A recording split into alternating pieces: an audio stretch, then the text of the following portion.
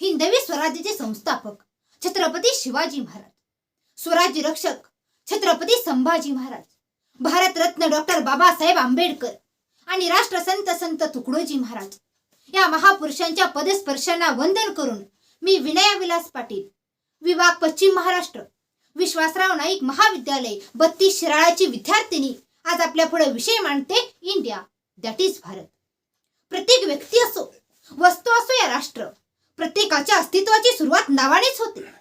5 September रोजी पंतप्रधान नरेंद्र मोदी यांच्या नेतृत्वाखाली झालेल्या G20 शिखर स्नेह संमेलनाच्या निमंत्रण पत्रिकेवर प्रेसिडेंट ऑफ इंडिया च्या ऐवजी प्रेसिडेंट ऑफ भारत या शब्दाचा वापर केला गेला आणि त्या दिवसापासून देशात इंडिया ह्या नावाबद्दल वाद चालू झाले.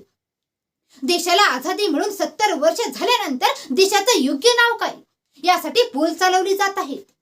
आणि तेव्हा मला वाटतं भगवान श्रीकृष्णाला अनेक नावांनी संबोधलं जातं. आपल्या देशाशिवाय चीन, जपान, श्रीलंका ह्या अनेक देशांना 2-2 नावाने ओळखलं जातं.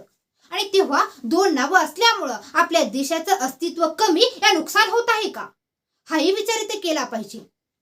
राजकर्त्यांनी देशाच्या नावाचं भांडवल राजकारणासाठी करून लोकांमध्ये असंतोष निर्माण करून आपली राजकीय पोळी भाजण्याचा त्यांचा प्रयत्न आहे का, हाही प्रश्न इथे निर्माण होतो.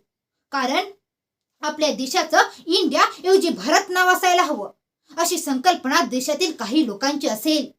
पण आपल्या देशाचं इंडिया हे नाव गोठवून भारत हे एकाच नावावर जागतिक लेवलला शिक्कामार्फत करण्यासाठी आपल्या देशावर 14,000 करोड रुपयांचा आर्थिक बोजा पडणार आहे. एकीकडे कंत्राटी भरतीचं नियोजन करून तो पैसा वाचून सर्वसामान्यांच्या पोटावर मारून तो पैसा वाचवायचा आणि तो पैसा देशाच्या विकासासाठी वापरायचा. विकासाच्या नावाखाली सर्वसामान्य माणसांनी पोटाला चिमटा घेऊन आणि अहोरात्र कष्ट करून त्यांच्या मुलांच्या शिक्षणासाठी उभा केलेला पैसा आणि त्या पैशातून त्यांच्या मुलांच्या भवितव्यासाठी पाहिलेली स्वप्न आणि त्या स्वप्नांना पायधुळीला मिळवणारे हे राजकर्ते आज देशाच्या नावासाठी लढतायत. काय साध्य होणार आहे? स्वातंत्र्यानंतर भारत पाकिस्तानची फाळणी झाली आणि ज्यावेळी नामकरणाची वेळ आली त्यावेळी भारताचे पहिले पंतप्रधान पंडित जवाहरलाल नेहरू यांच्या सोबत असलेल्या इतर महापुरुषांनी आपल्या देशाचं नाव इंडिया दॅट इज भारत हेच नाव फायनल केलं. आणि त्या दिवसापासून इंडिया ह्या नावाबद्दल जे जुळलेलं आमचं नातं जसं माय लेकराला तोडावं तर तुटणार नाही, त्याचप्रमाणे माझ्या देशाचं इंडिया हे नाव संपवायचं म्हटलं तर ते आमच्या हृदयातून मिटणार नाही. आणि तेव्हा मला असं वाटतं आपल्या देशामध्ये इंडिया ह्या नावाबद्दल एवढ्या मोठ्या वादळाची निर्मिती झाली, त्या पाठीमागचा नेमका हेतू काय असावा?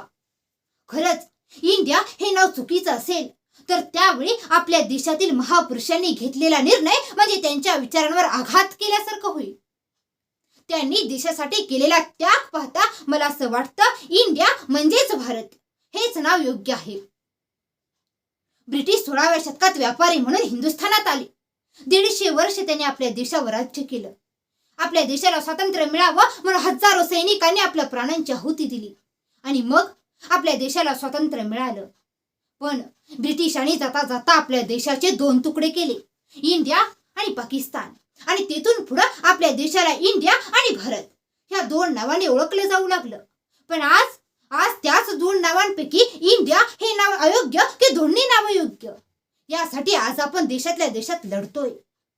आज अनेक सरकारी योजनांची नावं make in India, digital India, Khelo India अशी असतील तर इंडिया हे नाव चुकीचं नाही ते योग्यच आहे असं माझं मत आहे. इंडिया आणि भारत ह्या 2 नावांबद्दल आपापसात भांडत बसण्यापेक्षा आपल्यामुळे आपल्या देशाची प्रतिष्ठा जागतिक लेवलला कशी वाढेल याकडे आपण सर्वांनी लक्ष देणं अधिक गरजेचं आहे. छत्रपती शिवाजी महाराजांनी असंघटित समाजाला संघटित केलं.